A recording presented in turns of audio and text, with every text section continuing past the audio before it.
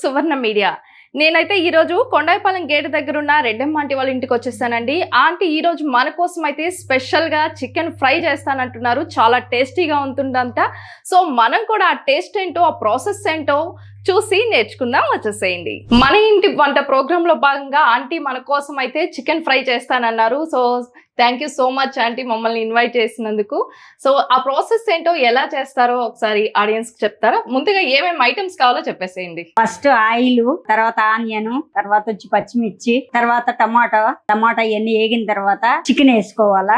Chicken వేసుకున్న తర్వాత కొంచెం ఉప్పు, పసుపు వేసి బాగా మగ్గి తర్వాత కొంచెం మళ్ళీ ఆయిల్ వేసుకొని దాన్ని బాగా ఫ్రై చేసుకొని తర్వాత కొత్తిమీర, కరివేపాకు, పుదీనా ఈ ఐటమ్ అన్ని వేసుకొని చేసుకోవాలి. ఓకే, సో మనం ప్రాసెస్ స్టార్ట్ చేసేద్దాం. ఓకే, సో ముందుగా ఆంటీ అయితే ఈరోజు స్పెషల్ గా మట్టి కుండలో చేస్తున్నారండి. సో మనం రెగ్యులర్ గా తినేదానికన్నా ఈ టేస్ట్ ఇంకా డబుల్ ఉంటుందంట. సో ఆ టేస్ట్ ఏంటో కూడా మనం చూడాలి. మీరు కూడా ట్రై చేయండి. మట్టి కుండల్లో తింటే హెల్త్ కి చాలా మంచిది. సో రెగ్యులర్ గా చేస్తుంటారా అంటే ఇట్లా మట్టి కుండలో అన్నం వండుకుంటాము, చేసుకుంటాము. Okay, super. బాండ్లలో వచ్చి ఒడియాలు ఇట్లాంటివన్నీ వేయించుకుంటాము. అన్ని పాత్రలు ఎక్కువగా మట్టి కుండలు యూస్ చేస్తుంటారు అనమాట. చాలా మంచిది హెల్త్ కి. బాండ్ల వేడైంది, ఆయిల్ వేస్తున్నాను. ఓకే, తగినంత ఆయిల్, ఒక 4 స్పూన్ల ఆయిల్ పడుతుంది. తాలింపు గింజలు వేసేస్తున్నా. తర్వాత 2 ఎండుమిర్చి వేసుకుంటా.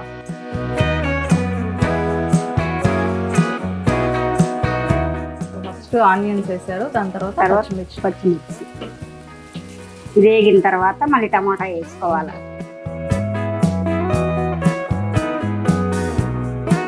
ఒక 2 టమాటాలు అయితే ఫ్రైకి సరిపోతాయి.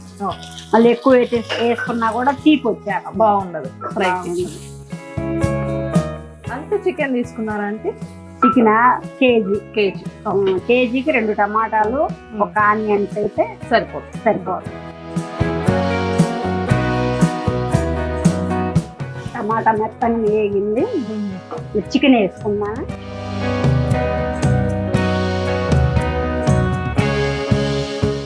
తగినంత ఉప్పు, మళ్ళీ చాలకపోతే తర్వాత వేసుకున్నాం. టేస్ట్ చూసుకొని మళ్ళీ సరిపోతే ఉప్పు మళ్ళీ వేసుకోవచ్చు. 1 స్పూన్ పసుపు, ఎందుకంటే నీ సువాసన ఉంటుంది, కొంచెం వేసుకుంటే కొంచెం ఎక్కువ వేసుకుంటాం. ఈ 2 వేసిన తర్వాత బాగా కలుపుకొని మూత పెట్టుకుంటే బాగా మగ్గుద్ది. తర్వాత మళ్ళీ నెక్స్ట్ ఏం వేసుకోవాలనేది చూద్దాం.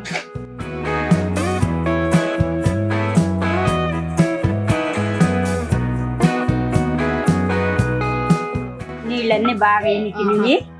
దీంట్లో కొన్ని మసాలాలు వేయాలి.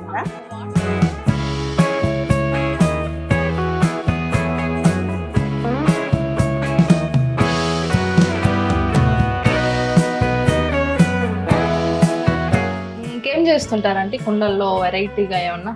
కుండలో చేపల పులుసు చేసుకోవచ్చు. చేపల పులుసు అయితే అదిరిపోద్ది కుండల్లో. పోతే మామూలుగా బిర్యానీలు అలాంటివి ట్రై చేయొచ్చు. బిర్యానీ చేసుకోవచ్చు. మామూలు రైస్ కూడా వండుకోవచ్చు. మనం ఏ కూర కావాలన్నా కూడా కుండలో చేసుకుంటేనే మన హెల్త్ కి మంచిది. టేస్ట్ కూడా సూపర్ ఉంటది, బాగుంటది. అది కాక పొయ్యి మీద వండుకుంటే దాని టేస్ట్ వేరు ఉంటది.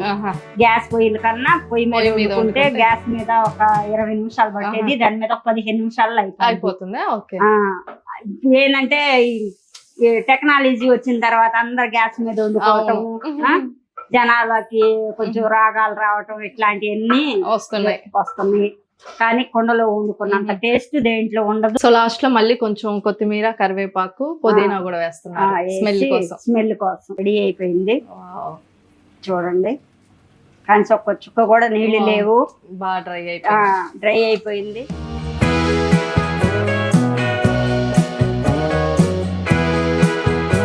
చికెన్ రెడీ అయిపోయింది. టేస్ట్ చూడండి ఎలా ఉందో చెప్పండి. ఖచ్చితంగా అండి. సో స్మెల్ అయితే అదిరిపోతుందా అండి? టేస్ట్ చూద్దాం.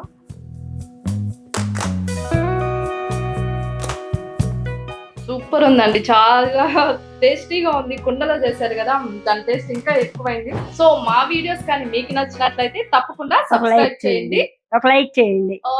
సో చూసారు కదండి, మన ఇంటి వంటలో భాగంగా ఈ రోజు కుండలో అయితే చికెన్ ఫ్రై చేశారు ఆంటీ. సూపర్ ఉందండి టేస్ట్ అయితే. మీరు కూడా ఖచ్చితంగా మీ ఇంట్లో ట్రై చేయండి, టేస్ట్ అయితే అద్దిరిపోతుంది.